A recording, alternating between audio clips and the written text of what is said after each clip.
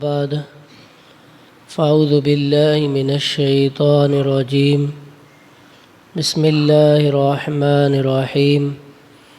درود پاک پڑھیں۔ اللہم صلی علی سیدنا مولانا محمد وبارک وسلم صلاۃ و سلاما علیک یا رسول اللہ۔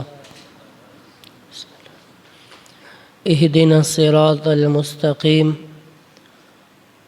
ہم کو سیدھا راستہ چلا۔ اس آیت کریمہ سے تین باتیں معلوم ہوتی ہیں۔ پہلی بات یہ کہ ہر مسلمان کو اللہ تعالیٰ سے سیدھے راستے پر ثابت قدمی کی دعا مانگنی چاہیے، کیونکہ سیدھا راستہ منزل مقصود تک پہنچا دیتا ہے اور ٹیڑھا راستہ مقصود تک نہیں پہنچاتا۔ اللہ تعالیٰ ارشاد فرماتا ہے کہ عقل والے لوگ اس طرح دعا مانگتے ہیں، ربنا لا تزغ قلوبنا بعد اذ ہدیتنا وہب لنا من لدنک رحمہ انک انت الوہاب۔ اے ہمارے رب، تو نے ہمیں ہدایت عطا فرمائی، اس کے بعد ہمارے دلوں کو ٹیڑھا نہ کر اور ہمیں اپنے پاس سے رحمت عطا فرما، بے شک تو بڑا عطا فرمانے والا ہے۔ حضرت انس رضی اللہ تعالیٰ عنہ فرماتے ہیں، رسول اللہ صلی اللہ علیہ وسلم کثرت سے یہ دعا فرمایا کرتے تھے، یا مقلب القلوب ثبت قلبی علی دینک، یعنی اے دلوں کو پھیرنے والے، میرے دل کو اپنے دین پر ثابت قدم رکھ۔ تو میں نے عرض کی، یا رسول اللہ صلی اللہ علیہ وسلم، ہم آپ پر اور جو کچھ آپ لائے ہیں اس پر ایمان رکھتے ہیں، تو کیا آپ کو ہمارے بارے میں کوئی خوف ہے؟ حضور اقدس صلی اللہ علیہ وسلم نے ارشاد فرمایا، ہاں، بے شک دل اللہ تعالیٰ کی شان کے لائق اس کی انگلیوں میں سے دو انگلیوں کے درمیان ہے، وہ جسے چاہتا ہے انہیں پھیر دیتا ہے۔ یعنی ہمارے دل یہ اللہ کے دست قدرت میں ہیں، وہ اللہ، وہ ذات پاک، وہ جسے چاہتا ہے، جس کے دل کو چاہتا ہے جس طرف پھیر دیتا ہے۔ تو ہمارے دلوں کو پھیرنا یہ اللہ تعالیٰ کے دست قدرت میں ہے۔ دوسری بات یہ پتہ چلتی ہے کہ عبادت کرنے کے بعد بندے کو دعا میں مشغول ہونا چاہیے۔ نماز کے بعد یا کوئی بھی نوافل پڑھ رہا ہے یا تسبیح و اذکار کر رہا ہے، تو جو بھی عبادت کر رہا ہے، عبادت کرنے کے بعد بندے کو اللہ کی بارگاہ میں دعا میں مشغول ہونا چاہیے، اور جو دعا عبادت کے بعد کی جاتی ہے اللہ اسے قبول فرماتا ہے۔ تیسری بات یہ پتہ چلتی ہے کہ دعا صرف اپنے لیے نہیں مانگنی چاہیے بلکہ سارے مسلمانوں کے لیے دعا مانگنی چاہیے، اور اس طرح دعا زیادہ قبول ہوتی ہے۔ یہ ہمارے لیے بہت ضروری بات ہے کہ ہم جب بھی دعا کے لیے ہاتھ اٹھائیں، جہاں اپنے لیے مانگیں وہاں اپنے بھائیوں کے لیے بھی مانگنا چاہیے۔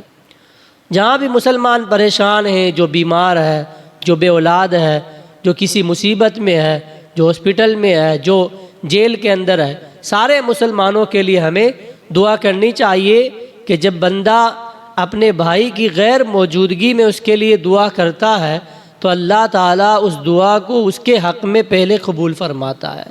یعنی پہلے ہمیں دیا جاتا ہے، پھر ہم جس کے لیے دعا مانگتے ہیں اس کو دیا جاتا ہے۔ کب؟ جب ہم اپنے بھائی کے لیے مانگیں گے۔ تو اپنے بھائیوں کے لیے، تمام مسلمانوں کے لیے دعا کرنی چاہیے۔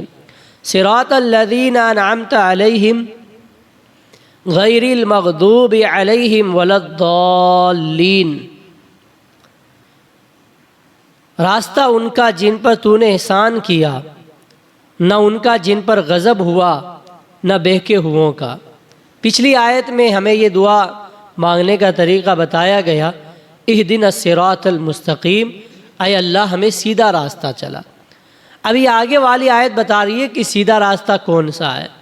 صراط الذین انعمت علیہم، راستہ ان کا جن پر تو نے احسان کیا، غیر المغضوب علیہم ولا الضالین، نہ ان کا جن پر غضب ہوا نہ بہکے ہوئوں کا، یعنی آئے اللہ ہمیں ان لوگوں کے راستے پر چلا جن پر تو نے احسان کیا، یعنی انبیاء کرام، شہداء کرام، صدیقین، اور جو تیرے نیک بندے ہیں، تیری بارگاہ کے مقرب ہیں، جن پر تو نے انعام عطا فرمایا، احسان فرمایا، ان کے راستے پر ہمیں بھی چلا دے۔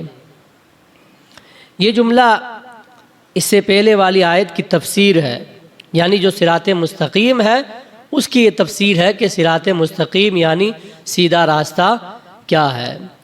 اور اللہ تعالیٰ نے فرمایا وَمَن يُطِعِ اللَّهَ وَالرَّسُولَ فَأُولَٰئِكَ مَعَ الَّذِينَ أَنْعَمَ اللَّهُ عَلَيْهِمْ مِنَ النَّبِيِّينَ وَالصِّدِّيقِينَ وَالشُّهَدَاءِ وَالصَّالِحِينَ وَحَسُنَ أُولَٰئِكَ رَفِيقًا، یعنی نیک بندے کون ہیں جن کے راستے پر چلنے کے لیے ہم ہر نماز میں دعا کرتے ہیں، وہ کون ہیں؟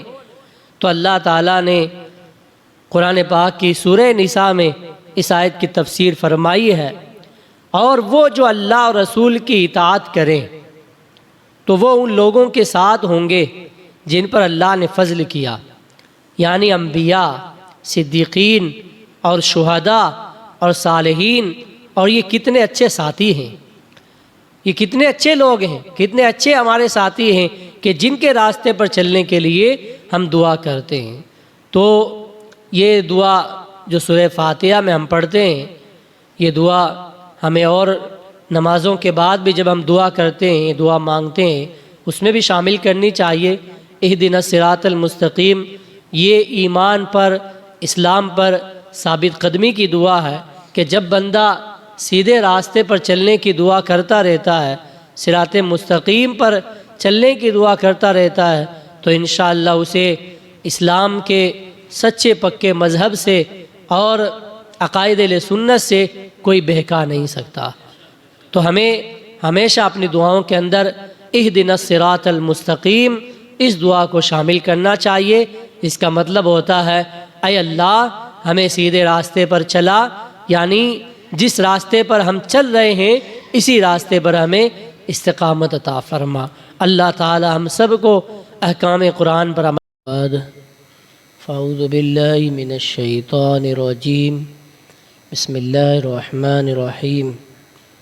درود پاک پڑھیں۔ اللہم صلی علی سیدنا مولانا محمد معدن الجود والکرم وآلہ وبارک وسلم، صلاۃ و سلام علیک یا رسول اللہ۔ اہدنا الصراط المستقیم، ہمیں سیدھا راستہ چلا، صراط الذین انعمت علیہم غیر المغضوب علیہم ولا الضالین، راستہ ان کا جن پر تو نے احسان کیا، نہ ان کا جن پر غضب ہوا اور نہ بہکے ہوئوں کا۔ اس آیت کریمہ سے یہ معلوم ہوا کہ جن امور پر بزرگان دین کا عمل رہا ہو وہی صراط مستقیم ہے۔ امام فخر الدین رازی رحمۃ اللہ علیہ فرماتے ہیں، بعض مفسرین نے فرمایا کہ اہدنا الصراط المستقیم کے بعد صراط الذین انعمت علیہم کو ذکر کرنا اس بات کی دلیل ہے کہ مرید ہدایت اور مکاشفہ کے مقامات تک اسی صورت میں پہنچ سکتا ہے جب وہ کسی ایسے کامل پیر کی پیروی کرے جو درست راستے کی طرف اس کی رہنمائی کرے۔ غیر المغضوب علیہم ولا الضالین، نہ ان کا راستہ جن پر غضب ہوا اور نہ بہکے ہوئوں کا، یعنی جن پر اللہ تعالیٰ کا غضب ہوا ان سے مراد یہودی اور بہکے ہوئوں سے مراد عیسائی ہیں، جیسا کہ سنن ترمذی جلد 4 صفحہ نمبر 444 کی حدیث پاک ہے اور امام فخر الدین رازی رحمۃ اللہ علیہ نے بھی یہ لکھا ہے، یہ بھی لکھا ہے کہ جن پر غضب ہوا ان سے مراد بے عمل ہیں، بد عمل ہیں، اور بہکے ہوئوں سے مراد بدعقیدہ لوگ ہیں۔ تو ہر مسلمان کو چاہیے کہ وہ عقائد، اعمال، سیرت، صورت ہر اعتبار سے یہودیوں، عیسائیوں اور تمام کفار سے الگ رہے، ان کے طور طریقے نہ اپنائے اور نہ ہی ان کے رسم و رواج اور فیشن وغیرہ اختیار کرے، اور ان کی دوستیوں اور صحبتوں سے دور رہتے ہوئے اپنے آپ کو قرآن و سنت کے سانچے میں ڈالنے میں ہی اپنے لیے دونوں جہان کی سعادت سمجھے۔ ولضالین کے بارے میں ایک شرعی مسئلہ ہے۔ بعض لوگ ولضالین کو ولضالین پڑھتے ہیں، یہ بہت اہم اور ضروری مسئلہ ہے۔ ولضالین، تو یہاں پر ولضالین کا پڑھنا صحیح نہیں ہے، ضا پڑھنا درست نہیں ہے، بلکہ یہاں ضاد کا لفظ جو ہے وہ تلفظ ادا کیا جائے گا۔ تو جو لوگ ولضالین کو ولضالین پڑھتے ہیں ان کا ایسا کرنا حرام ہے۔ اعلیٰ حضرت امام احمد رضا خان محدث بریلوی رحمۃ اللہ علیہ فرماتے ہیں، ضاد، ضا، ذال، زا، یہ چار حروف متباینہ متغائرہ ہیں، یعنی ایک دوسرے سے جدا جدا ہیں، اور ان میں سے ہر ایک کا مخرج الگ الگ ہے، تو ان میں سے کسی کو دوسرے سے تلاوت قرآن میں قصداً یعنی جان بوجھ کر بدلنا، اس کی جگہ اسے پڑھنا، نماز میں ہو یا نماز کے باہر ہو، حرام اور گناہ عظیم ہے، افتراء علی اللہ اور تحریف کتاب کریم ہے۔ اس لیے مخارج ہمیں سیکھنے چاہیے، قرآن پاک کا تلفظ سیکھنا چاہیے۔ ضاد کا مخرج الگ ہے، ضا کا مخرج الگ ہے، زا اور ذال یہ چاروں مخرج الگ الگ ہیں، لیکن جو سیکھتا نہیں اور پڑھتا نہیں ہے وہ جو ہے چاروں کو ایک ہی جو ہے تلفظ سے ادا کرتا ہے، تو اس طرح جو ہے قرآن مجید پڑھنا صحیح نہیں ہے۔ اس لیے ہمیں مخارج کے ساتھ قرآن پاک پڑھنا چاہیے اور صحیح تلفظ ادا کرنے چاہیے۔ اعلیٰ حضرت نے اس کے متعلق 2 رسالے جو ہے فتاوی رضویہ میں تحریر فرمائے ہیں۔ ایک رسالہ نعم الزاد لروم الضاد، یعنی ضاد کی ادائیگی کا بہترین طریقہ، اور دوسرا رسالہ اعلیٰ حضرت کا الجام الصاد عن سنن الضاد، یعنی ضاد کی ادائیگی کے غلط اور صحیح طریقوں کا بیان، یعنی صرف مخرج کو صحیح ادا کرنے کے بارے میں اعلیٰ حضرت نے 2 کتابیں لکھی ہیں، تو تفصیل سے ہمیں ان کا مطالعہ کرنا چاہیے۔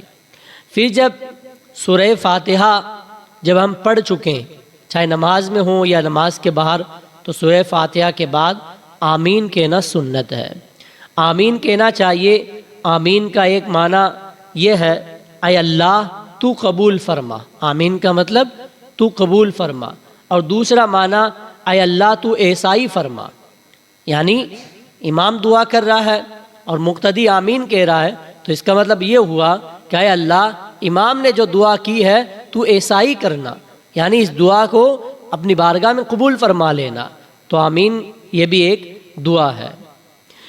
آمین قرآن شریف کا کلمہ نہیں ہے، یعنی یہ قرآن شریف کے دیگر جو الفاظ ہیں، قرآن شریف کے آیات ہیں، ان میں سے کوئی آیت نہیں ہے، بلکہ قرآن کے علاوہ آمین ایک کلمہ ہے، قرآن کے علاوہ ہے۔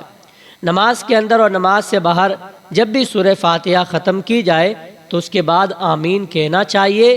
سورہ فاتحہ کے بعد آمین کہنا سنت ہے، کیونکہ سورہ فاتحہ کے اندر دعائیں ہیں، کیا ہیں؟ اہدنا الصراط المستقیم، اے اللہ میں سیدھا راستہ چلا، تو دعا کی گئی ہے، اور جب دعا ختم ہوتی ہے تو دعا کے ختم ہونے کے بعد آمین کہا جاتا ہے، تو چاہے خود سورہ فاتحہ پڑھے یا کوئی دوسرا پڑھے اس کو سنے تو ہمیں آمین کہنا چاہیے۔ جب سورہ فاتحہ ختم ہو جائے اس وقت آمین کہنا سنت ہے۔ احناف کے نزدیک یعنی ہم حنفیوں کے نزدیک نماز میں آمین بلند آواز سے نہیں بلکہ آہستہ کہنا سنت ہے۔ بلند آواز سے نماز کے اندر آمین نہ کہا جائے۔ جب امام وَلَا-الضَّالِّین پڑھ کے خاموش ہو جائے تو جو ہے امام کو بھی اور مقتدی کو بھی چاہیے کہ آہستہ آواز میں یعنی اتنی آواز میں کہ خود سن سکے اتنی آواز میں آمین کہنا چاہیے۔ تو یہ چند مسائل تھے اور قرآن پاک کی آیت کریمہ کا جو ہے مختصر اس کی تفسیر تھی، اسے آپ نے سماعت کیا۔ انشاءاللہ سورہ فاتحہ کا پورا ترجمہ کل سنیں گے، اس کے بعد